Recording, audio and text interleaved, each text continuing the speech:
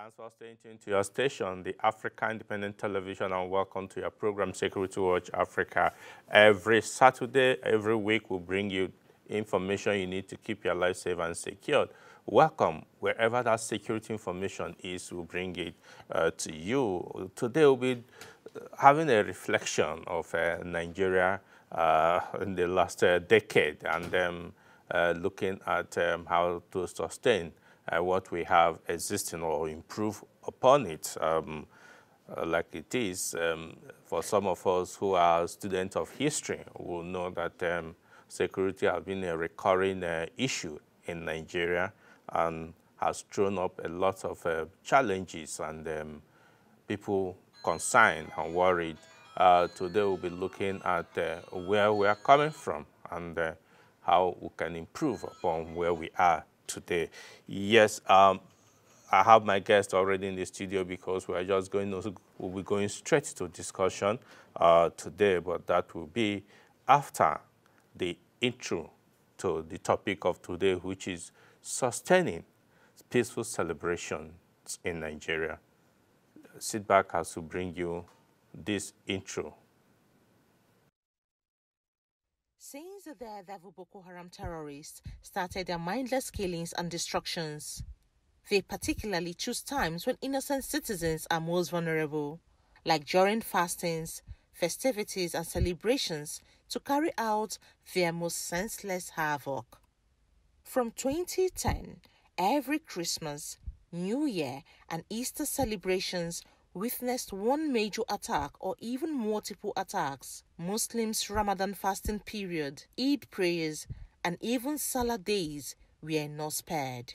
National celebrations like Independence Day anniversary equally had these terrorists striking. Bandits also started to carry out mass kidnappings and evading of villages on celebrations periods. All this continued till in 2018 to 2019, when the Nigerian Army and other arms of the military, with the support of sister security services, were finally able to put an end to this recurring nightmare. At the approach of any festivity, Nigerians were usually apprehensive and laden with fear of possible attacks by terrorists and bandits. But with the proactive strategies and tactics employed by the armed forces of Nigeria, it is now becoming difficult for these enemies of the people to operate at will. Before and during the recently concluded Ramadan fasting, there were intelligence reports suggesting of attacks by terrorists and bandits. The Nigerian Army, leading other security forces, ensured that Nigerians witnessed another peaceful Ramadan fasting and Eid prayers nationwide. Today, on this episode of Security Watch Africa, we shall be discussing how can peaceful celebration be sustained.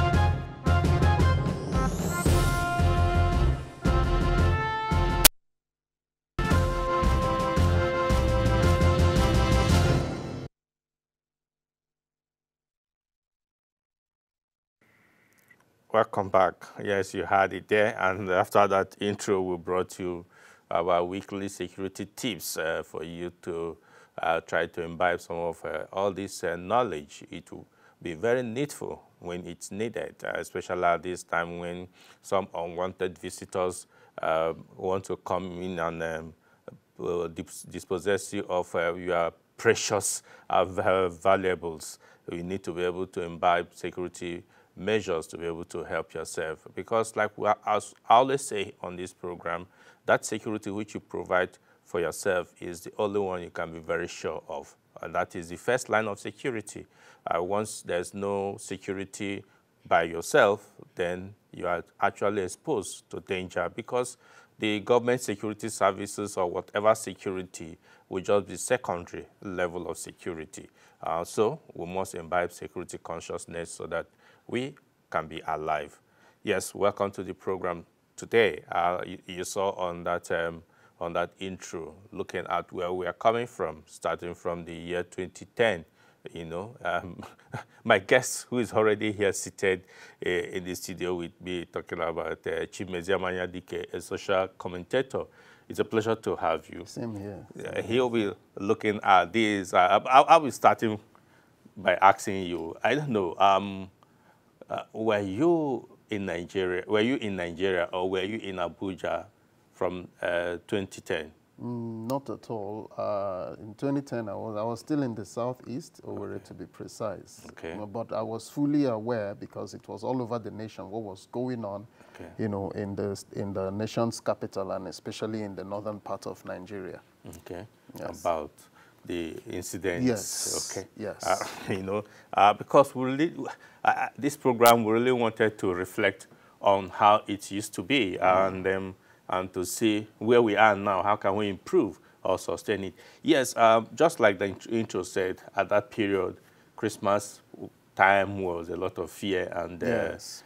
trembling. People were worried. Even the what's it called, the Ramadan fast and prayers also be threatened. Now, let's look at it. What do you think went wrong at that period from what we're experiencing or from what you know or whatever? What must have gone wrong?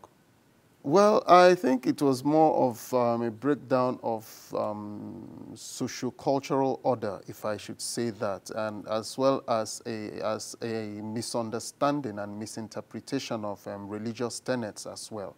A lot of people became dissatisfied with how the nation was being run and then turned, of course, the only place they could find solace was in, you know, the religious centers. And of course, they got taken advantage of. And then also with the fact that the economy then was practically not what it was supposed to be. There were no jobs.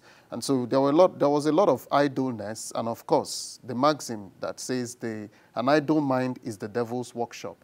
That was what played out. A lot of young people with a lot of energy, having nothing to do with themselves, decided to, you know, find expression in whatever way they could. And of course, the easiest way was criminality. And so it started, you know, because there was a lot of disorder, you know, they started paying attention to some of these things and tended towards, you know, criminality. It became an issue for them because, one, it gave them a sense of power. And it gave them a sense of, how do I put it? Let me not use the wrong term. Something like a sense of strength. They could do things believing that they could get away with it and all of that. With all the metamorphosis into religious sectarianism and all of that. So it became an issue that government did not even know how to tackle because it was something that had never happened before. And so over the years, tactics were developed on how to handle this matter. And I think that we've really come a long way and a lot of things have gotten a whole lot better, even though there is still room for a lot more to be done. Yes, I know because you brought up the issue, the religious sentimentality Yes. and the extremism that came in, you know. At the advent of that, a lot of people had thought that it was just a religious war because religious homes, you know, the report was that the churches were being attacked. And but of course, even the mosques were also being attacked, yes. And they were also being killed. Mm-hmm. I think, at what point do you think that we started getting grip of how to tackle this situation? Without much sentiment, I would say from 2015, when the Buhari administration came in, he made security a priority. And being a retired general, he understood the dynamics of security and how to tackle insecurity.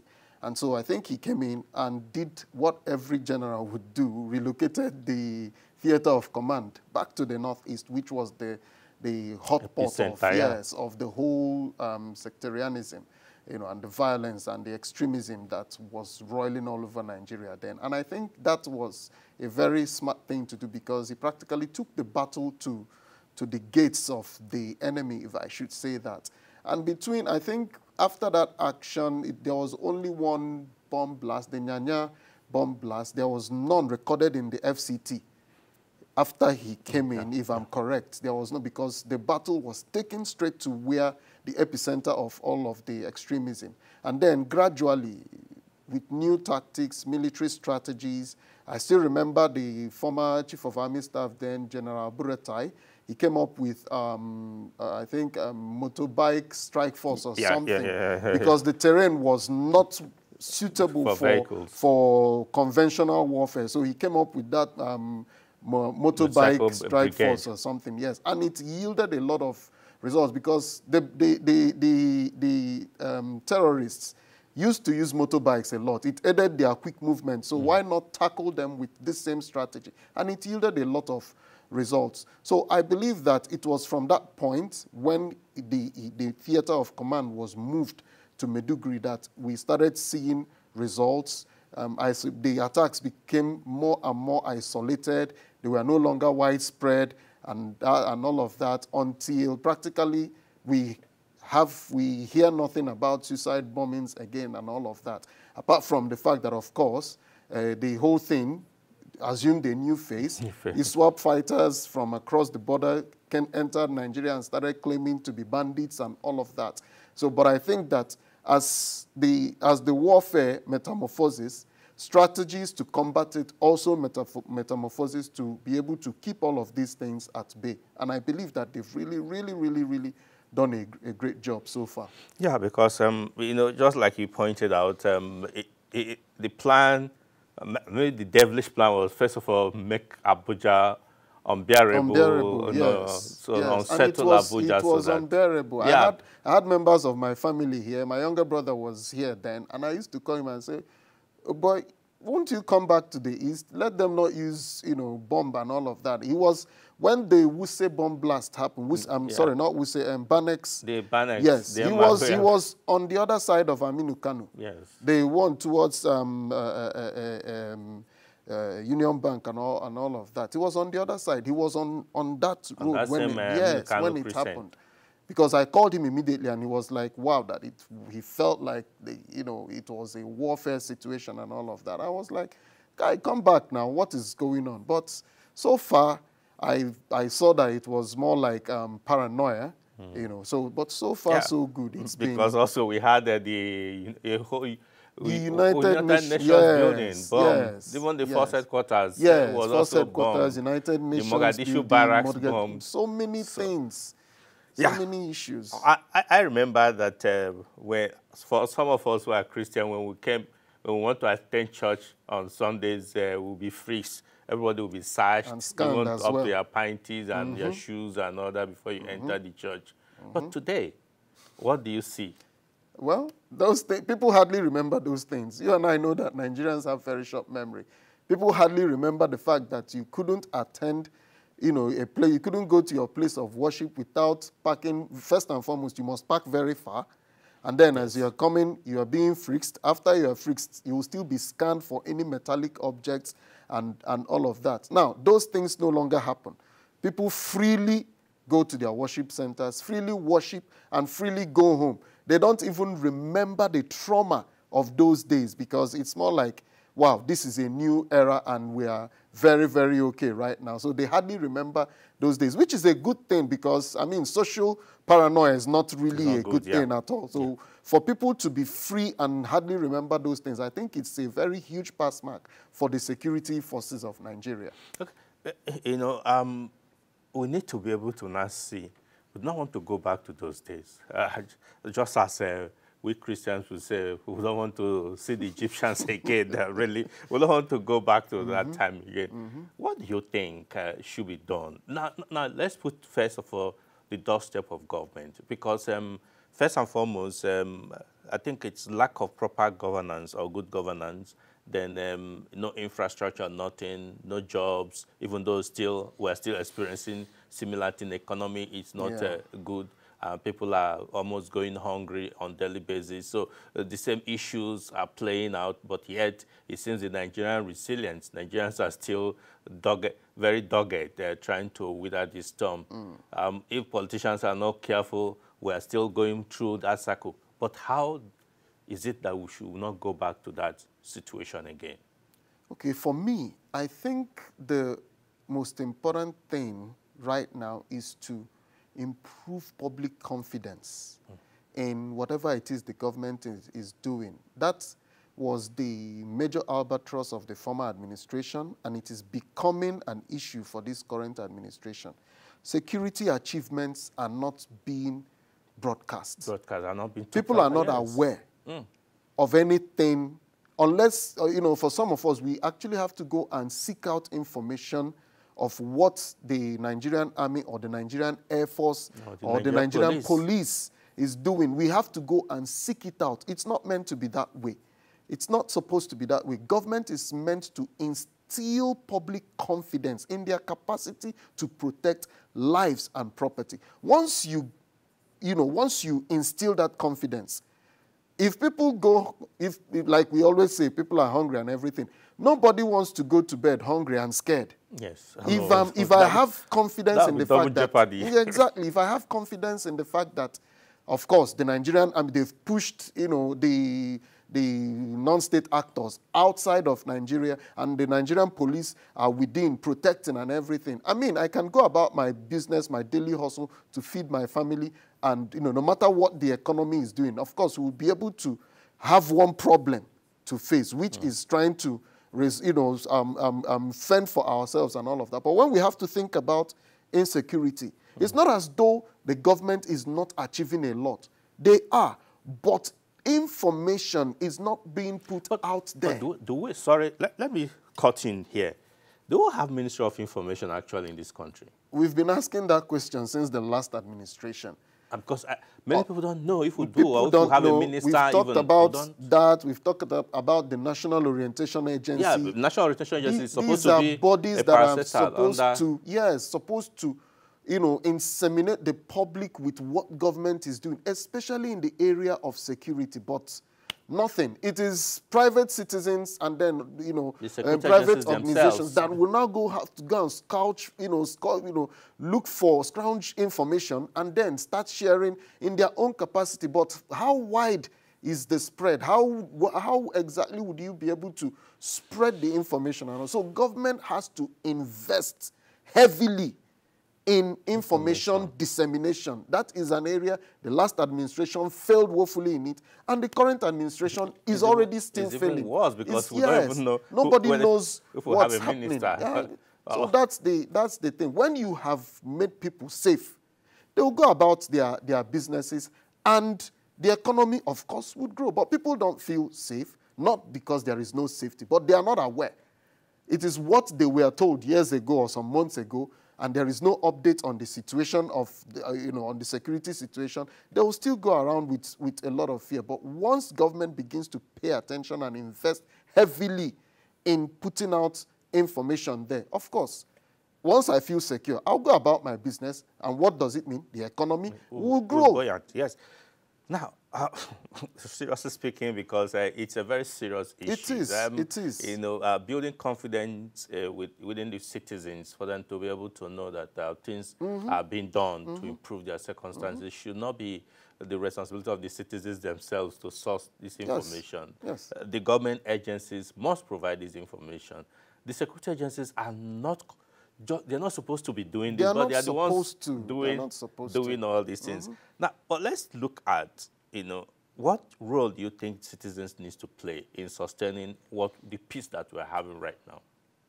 I'll still rate Nigeria very high. Nigerians are very amazing people. Nigerians are very incredible, because I realize that with our population and with what we have gone through, it would be very, very easy for there to be breakdown of law and order. Yeah. But somehow there is that resilience, there is that never say die spirit that Nigerians have that keeps making them push through all obstacles and, you know, barge through every stumbling block. I hope that's not what the government is taking for I granted. think, yes, I would not, I would say that this is what government knows, and that's why, you know, especially, like I said, the Ministry of Information, they are not taking some of these responsibilities as serious as they have to, as serious as they ought to. Information management and dissemination is very, very important. If I don't see that from the government, I would not, with all my enthusiasm, do what I'm supposed to do to ensure that, of course, I partner with government to make sure that security is, you know, is something that the community is used to or is provided with. So it still rests on government to stretch out a hand of partnership. This is what we're going to be doing. Stretch out a hand of partnership to the citizens, put out jingles, put out information there, put out advert, let people know what is going on. All the achievements, all the neutralization of bandits, people don't know those things. The only thing they know is once there is an attack in a village in Kaduna, before you know it, it has gotten to Port Harcourt. Yes, everywhere. But once the military, the Air Force would keep neutralizing bandit camps, you know, and all the rest of them for months, nobody would know. But one attack in maybe Kaduna or Zamfara, before you say Jack, it has gotten to Osun State. Everywhere. So information can fly that quickly. Why government? I believe that government should leverage that opportunity, and immediately there are achievements, there are successes. Spread it out immediately. Okay. Immediately. Now, to the security agencies themselves, yes, we can say they have done creditably well, yes, though there are rooms for improvement. Like in the intro did say that this year again we celebrated the Christmas, the New Year, the Easter, the Salah, everything peaceful, no incident and all that. But we need to sustain on it. What do you think these security agencies must do? Well, I believe they should not, what I want them to, they shouldn't get complacent, because one of the biggest challenges of the Nigerian persona or personality is complacency. We can become It's almost like our culture. It's our culture. And then, once we become complacent, next thing, fire brigade approach, we become reactive. We are not proactive. I don't know, maybe it's in the air or it's in the milk we were suckled with as babes. I do not understand how that culture is part and parcel of us. But I believe that the security agencies are doing creditably well, very, very well, you know, beyond what has been expected. Because when you look at the fact that after how many years that U.S. spent in Afghanistan, they just pulled out without achieving anything and left the nation still embroiled in turmoil. You know, but we have done creditably well. Our security forces have done creditably well. With each issue, they keep pushing back the non-state actors out of the region of Nigeria. But I believe that with support from the public, I once saw a video where a little child, I think it was in an airport, saw a soldier, walked up to the soldier. In a bank, okay. Walked up to the soldier and saluted the soldier. And that video just went like that. That thing should have been, it should have been a pointer. It should have been something the security agencies should have, you know, keep rolling over. It should be more like, you know, looping, you know, broadcasts up till now. How the next generation of patriots are being raised. Something, just ideas, so that people would see that of a truth. We actually love our security agents. Just that, you know, we've been so used to their high-handedness in the past. But right now, these are people that belong to our community, and they want to blend, they want to be like us, they want us to accept them and all of that. So I think the security force agencies should not let up. They should also invest heavily in perception and information management. Okay.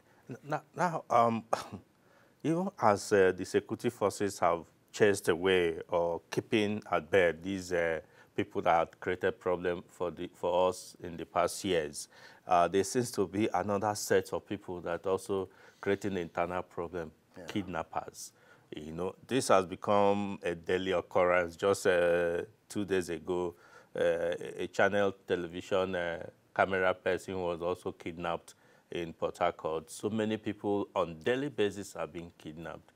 don't you think that the Nigerian police, that is the security agency charged with internal security, needs to actually sit up and do their work? Yes, I believe so, and I believe they're also doing a whole lot, but I think they should also invest in intelligence gathering. They should invest more, because some of these things, you know, I remember growing up, I used to read a lot of novels about the police and all of that, how they would send undercover agents. I don't know if such things still happen within I don't know, I believe they do, but I think they should invest more in that in that strategy, so that they will be able to nip these things in the bud before they happen. Yeah, in fact, we're getting signal to end that time is not our friend, but so much to still talk about. I really want us to look at this issue about internal security, because it's part of building up, it's part of sustaining these peaceful celebrations, because kidnapping is not something we should just allow to remain with us. Some people think it has become a norm, you know, to be kidnapped. But on a final word, what will you have to tell Nigerians? Well, we are on the uptick, and I believe that our society is actually becoming safer. We should partner with government to support government to make our communities everywhere we are safe. It is our responsibility, despite the fact that there are setbacks. Let us keeping hope alive and make sure that we do not do things to derail the efforts of the government. Thank you so much. Thank you to derail the efforts of government. Government should also put into consideration the welfare of the citizens, because that is the number one cardinal responsibility of every government, security and welfare of the people. It must be considered as a priority. Yes, we have come to the end of today's episode. You join us again next week when we bring you another exciting and informative edition. But until then, make sure you follow all our social media platforms. Follow us on YouTube so you can watch the previous editions. Send us your views on Twitter, now known as X, or all other medium, so that we can communicate back with you. Thank you for staying tuned. My name still remains Patrick Abambo. Until next week, I say bye for now.